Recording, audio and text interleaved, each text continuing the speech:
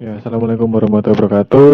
Nah, kita kali ini akan membahas materi tentang teks laporan percobaan dengan KD 3.1, mengidentifikasi informasi teks laporan percobaan dengan subtema pengertian dan ciri teks laporan hasil percobaan. Nah, materi ini katanya erat dengan pelajaran IPA, anak ya, tentang penelitian nanti. Nah, sebelumnya apa sih teks laporan percobaan itu? Ya, biar lebih jelas kita lihat pengertiannya ya. Ini sudah saya rangkum dari beberapa sumber. Yang pertama, teks ini berisi tentang tujuan tentunya. Jadi setiap teks bahasa Indonesia itu memiliki tujuan, ada proses dan hasil percobaan. Yang kedua, menceritakan tentang percobaan yang dilakukan oleh peneliti. Dan yang ketiga, biasanya digunakan untuk melaporkan hasil percobaan, karya ilmiah, atau laporan praktikum. Nah, tujuannya apa sih kira-kira? Nah, ternyata tujuannya untuk memberikan informasi kepada pembaca ya, tentang hasil percobaan yang telah kita buat nantinya. Nah, untuk lebih jelasnya lagi, coba kalian perhatikan 3 teks berikut ini. Jadi saya sediakan 3 teks. Yang pertama, kalian baca dulu ini ya.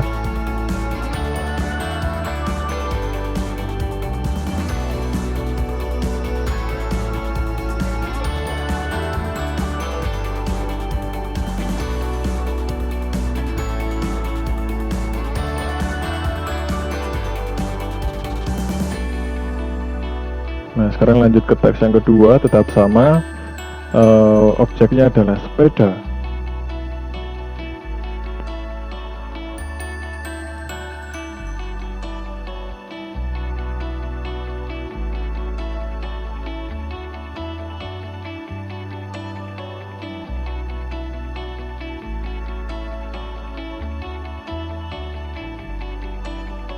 Nah, lanjut teks terakhir masih dengan tema sepeda atau objek sepeda lebih tepatnya ya.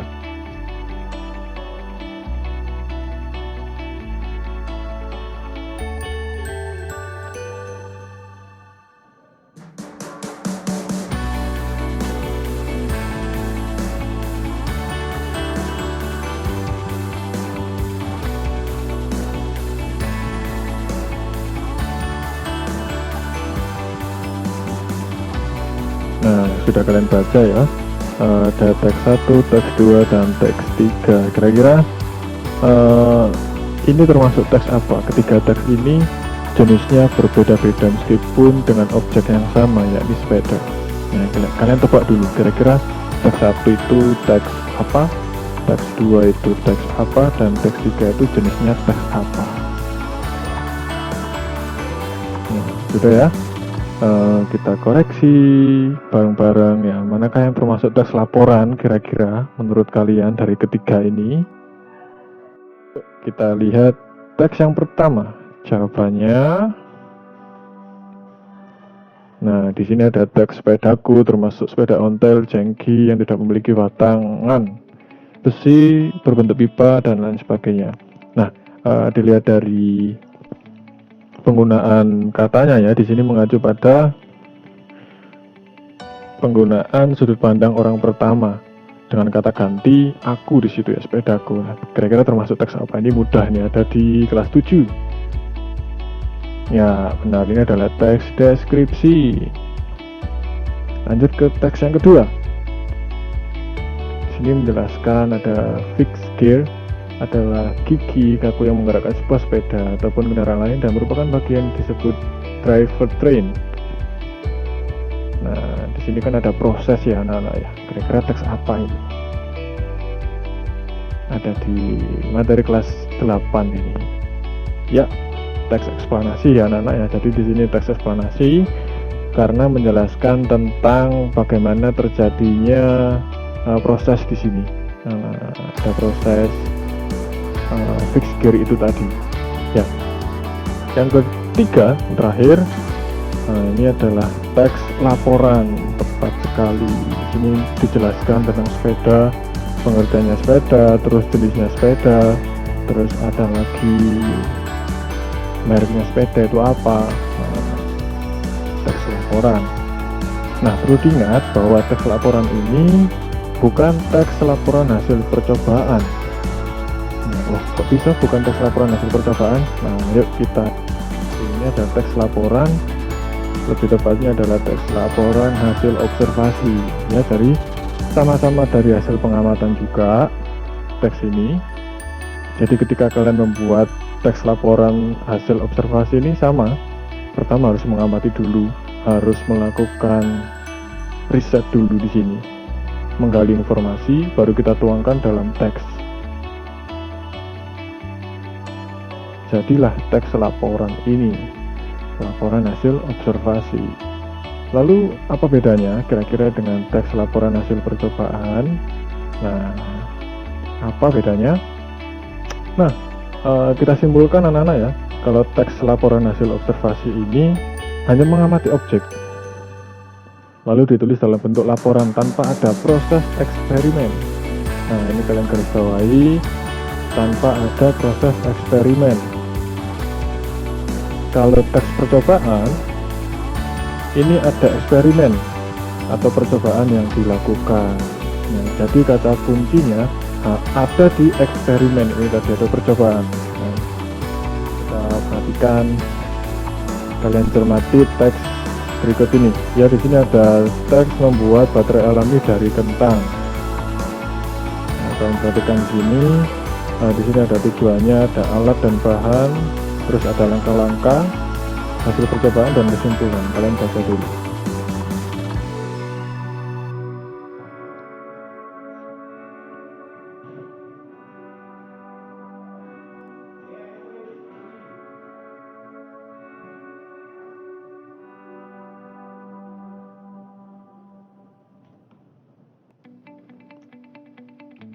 Nah, sudah dibaca ya. Nah, teks ini merupakan teks laporan hasil percobaan secara sederhana, anak-anak. Ya, karena kata kuncinya tadi ada proses eksperimen disertai hasil percobaan. Nah, di sini ada eksperimennya. Langkah-langkah ini adalah eksperimennya, adalah percobaannya di sini. Langkah pertama apa, langkah kedua apa, langkah ketiga apa, langkah keempat apa, disertai ada hasilnya. Jadi teks laporan percobaan itu harus ada hasil dari percobaan itu tadi, untuk menyimpulkan dari hasil uji cobanya itu tadi, ya. Nah, bagaimana? Sudah paham kira-kira perbedaan antara teks laporan hasil observasi dan teks laporan percobaan? Hanya dari kata kunci ini saja, nah ada proses eksperimennya, ya.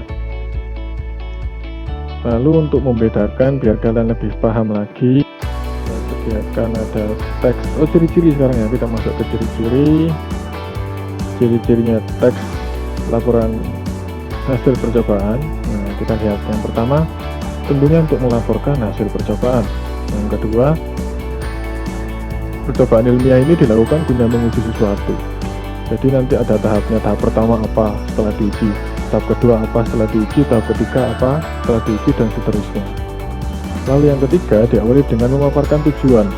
Jadi ketika kita ingin membuat laporan, itu pasti kan ada tujuannya. Apa tujuan atau hasil yang ingin dicapai nanti di akhirnya itu apa. Yang keempat, ada bahan dan alat dalam uji coba nantinya. Yang kelima, ada prosedur pelaksanaan percobaan dan melakukan pengamatan. Yang keenam, ada memaparkan pencatatan hasil percobaan. Dan yang terakhir, terdapat simpulan berdasarkan hasil analisis percobaan. Nah, ini ada 7 ya yang bisa kalian simpulkan nanti. Nah, terakhir di sini saya hampir sama strukturnya. Di sini ada tujuan juga, ada alat dan bahan juga, ada langkah-langkahnya. Tapi ini diingat, ini bukan tes laporan hasil percobaan. Kira-kira kalian bisa tebak kira-kira ini teks apa? Ya, ini adalah teks prosedur. Ya, jadi coba kalian temukan perbedaan teks laporan percobaan dengan teks prosedur menurut pendapat kalian. Ya, jadi sekali lagi ini menurut pendapat kalian, bukan menurut pendapatnya Mbak Google. Ya, jadi biar kalian lebih kreatif lagi, kalian coba berpikir kritis, kira-kira bedanya apa teks cara membuat masker dari susu ini dengan teks yang tadi, teks cara membuat baterai alami dari kentang itu tadi. Nah, tugasnya itu ya. Jadi yang pertama, kalian ringkas materi pertemuan pertama, baik itu yang di video di YouTube maupun materi yang sudah saya sampaikan ini, seringkas mungkin, jangan panjang-panjang ya, nanti capek ya. Terus yang kedua, kalian jawab pertanyaan di slide ini, ditulis di bukunya saja. Nanti kalian foto catatannya, foto hasil tugasnya, dikirim ke Google Form yang tersedia. Begitu aja anak-anak, pertemuan kita kali ini. Kita lanjut di pertemuan berikutnya.